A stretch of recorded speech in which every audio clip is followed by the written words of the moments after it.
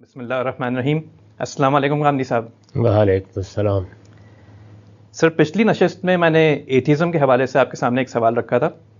اسی ٹاپک کو تھوڑا سا آگے بڑھاتے ہیں. میں آج ایک مقدمہ آپ کے سامنے رکھتا ہوں, اس میں آپ کی رائے جاننے کی کوشش کرتے ہیں. جو خدا پر یقین رکھنے والے جو تھیسٹ جو ہوتے ہیں وہ ایتھیسٹ سے یہ کہتے ہیں کہ بھائی آپ چونکہ خدا پر یقین نہیں رکھتے تو آپ کے پاس اخلاقیات کی کوئی بنیاد نہیں ہے. جبکہ ایتھیسٹ جو ہے وہ اس کو کچھ اس طریقے سے رسپونڈ کرتے ہیں کہ اخلاقیات جو ہے وہ بنیادی طور پر ایک اچھی چیز ہیں.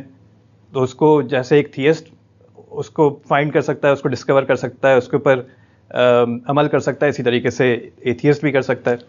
بلکہ اس سے بڑھ کر وہ یہ بھی کہتے ہیں کہ ایک تھیسٹ تو جو ہے وہ جنت کے لالچ میں اور جہنم کے خوف سے یہ کام کر رہا ہوتا ہے. تو ایتھیسٹ جو ہے وہ اس سے بہتر ہے اس معاملے میں.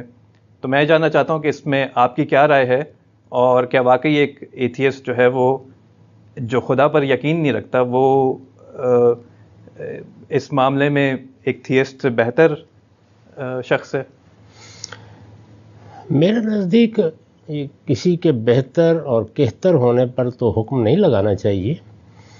میں اسی چیز کا ہمیشہ سے علمبردار رہا ہوں کہ ہم جس چیز سے اتفاق کرتے ہیں یا اختلاف کرتے ہیں استدلال کو پیش کر دینا چاہیے. کون بہتر ہے کون کہتا ہے اس کا فیصلہ دنیا میں جہاں کرنے کی ضرورت ہوتی ہے وہاں کر لیں گے, جی, ورنہ اللہ پروردگار عالم کے حضور میں ہو جائے گا. تو اس لیے بات کو سمجھنا چاہیے اصل بات کیا ہے. انسان کہ اگر آپ فطرت کا مطالعہ کریں تو میں نے کئی مرتبہ یہ عرض کیا ہے کہ چند چیزیں ایسی ہیں جو انسان کی حیثیت سے اس کا اصلی تعارف ہے. وہی چیزیں ہیں جو اس کی فطرت میں ظاہر ہوتی ہیں تو ہم کہتے ہیں کہ یہ انسان ہے. اس زمانے میں تمام مخلوقات کا مطالعہ کیا جاتا ہے. یعنی شیر کی جبلتیں کیا ہیں, گھوڑے گدھے کن جبلتوں کے تحت کام کرتے ہیں. تو اس میں آپ اپنے تجربات اور مشاہدات سے جو پوٹینشل ان کے اندر رکھا گیا ہے, بالقوہ جو کچھ ان کے اندر رکھا گیا ہے اس کے تعین کی کوشش کرتے ہیں, اس کو سمجھنا چاہتے ہیں. تو انسان کا معاملہ یہ ہے کہ وہ جس طرح ایک عقلی وجود ہے, جس طرح اپنے اندر جمالیات کی حس لے کے آیا ہے, اسی طرح اپنا ایک حادثہ اخلاقی بھی رکھتا ہے. گویا اخلاقیات ایک وجودی حقیقت ہے. وجودی حقیقت کا مطلب یہ ہے کہ اس کے لیے استدلال کی ضرورت نہیں ہے. یعنی میں ہوں, میرے گرد و پیش میں کائنات ہے, میرے سر پر سورج چمکتا ہے, یہ وجودی حقائق ہے. یہ وہ چیزیں ہیں کہ جن سے میں دوچار ہو جاتا ہوں, جی, اور ان کو ماننے نہ ماننے کا تعلق بھی میرے اضطراری علم سے ہے. اس کے سوا کوئی راستہ نہیں میرے پاس. تو میرے نزدیک اس میں تو بحث ہو نہیں سکتی. یہ بات دونوں کو ماننی چاہیے, خدا کو ماننے والے ہوں یا خدا کا انکار کرنے والے ہوں, کہ انسان کا حادثہ اخلاقی اس کے اندر اس کی پیدائش کے ساتھ ہی ودیعت ہے. جو بحث تھی وہ یہ تھی کہ کیا یہ اخلاقی حکم جو ہم لگاتے ہیں یہ ہم نے معاشرت سے سیکھا ہے یا لے کے آئے ہیں. فلسفے کی سطح پر اصل بحث یہ تھی. یعنی انسان اپنی پیدائش سے اس کو لے کے پیدا ہوتا ہے یا یہ چیزیں اس نے معاشرتی تعامل سے سیکھی ہیں.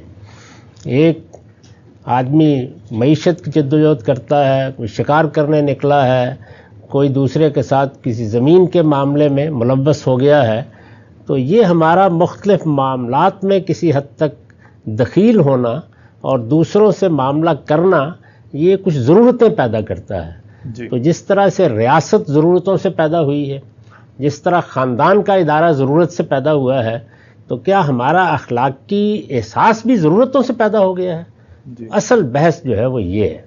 تو اس میں قرآن مجید نے جو بات کہی ہے, اگر کوئی شخص اس کو بیان کر رہا ہے مذہب کی طرف سے, تو وہ ایک بڑی خدمت کر رہا ہے کہ انسان کا حادثہ اخلاقی یہ کوئی ایکوائرڈ چیز نہیں ہے, بلکہ یہ اس کے وجود کا حصہ ہے. یہ اس کے لیے وجودی حقیقت ہے. انسان نے عقل یہاں آ کے نہیں سیکھی, وہ اس کو بالقوہ لے کے آیا ہے. انسان نے حصے جمالیات یہاں آ کے اخذ نہیں کی، وہ اسے لے کے آیا ہے، تو اسی طرح وہ اخلاقی شعور بھی لے کے آیا ہے۔ ٹھیک ہے۔ مذہب نے کیا خدمت کی؟ مذہب نے یہ خدمت کی کہ اس بحث کا خاتمہ کر دیا، یعنی اللہ تعالیٰ کی طرف سے یہ بتا دیا کہ اس طرح ابتدا ہوئی ہے، گویا انسان کو اس کے پیش نظر ایک وجودی حقیقت کے بارے میں یہ سمجھا دیا کہ یہ آئی کہاں سے، اس کی پیدائش کہاں سے ہوئی ہے۔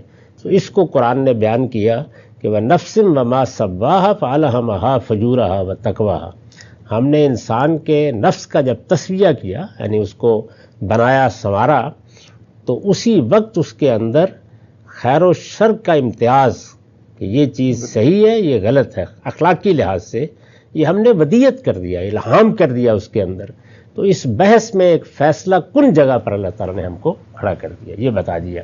گویا پیغمبروں نے آ کے اس بحث میں اپنا یہ ورڈکٹ بیان کیا ہے۔ یہ امتیاز ہے میرے نزدیک، اصلی امتیاز یہ ہے، ورنہ یہ کہ پیغمبر آئیں گے اور وہ آ کر بتائیں گے کہ جھوٹ بری بات ہے، ایسا نہیں ہوا۔ ٹھیک ہے۔ عام طور پر مذہبی لوگ اپنا مقدمہ یہاں سے شروع کر دیتے ہیں، ایسا نہیں ہوا۔ یعنی وہ پروردگار جس نے مجھے بنایا ہے اس نے اخلاقی احساس دے کر مجھے پیدا کیا ہے۔ پیغمبری جو خدمت کرتی ہے وہ یہ ہے کہ مجھے بتا دیتی ہے کہ یہ وہی چیز ہے، اور اس طرح بحث کا خاتمہ ہو جاتا ہے، اور پھر اس اخلاقی احساس کو وہ تعینات سے گزارتی ہے، یعنی اس کو اپلائی کرنے میں جو غلطیاں ہوتی ہیں ان کی اصلاح کر دیتی ہے، اور میرے لیے ایک صراط مستقیم متعین ہو جاتی ہے، میں بالکل صحیح جگہ پر آ کے کھڑا ہو جاتا ہوں۔ تو اس طرح اس مسئلے کو پیش کرنا چاہیے، میرا نہیں خیال کہ اس کو الہاد اور مذہب کے مابین مناقشے کا مسئلہ بنا دیا جائے۔ ٹھیک ہے سر، بہت شکریہ۔